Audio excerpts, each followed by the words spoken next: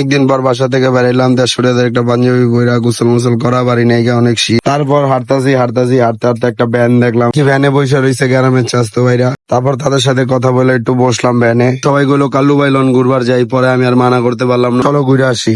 তারপর ভ্যানালা মামা চালানো শুরু করলো। মামারে বললাম, মামা আমার একটু চালাইতে দেন। মামা তো চালাইতে দিতে চায় না। পরে মামারে বললাম, মামা আমি আগে ভ্যান চালাইতাম, আমার একটু দেন, আমি চালাই। জোরাজুরির পর মামায় ভ্যানটা আমারে দিল। পরে আমি চালানো শুরু করলাম। চালাইতে চালাইতে আমি আইসা পড়লাম মিরপুর।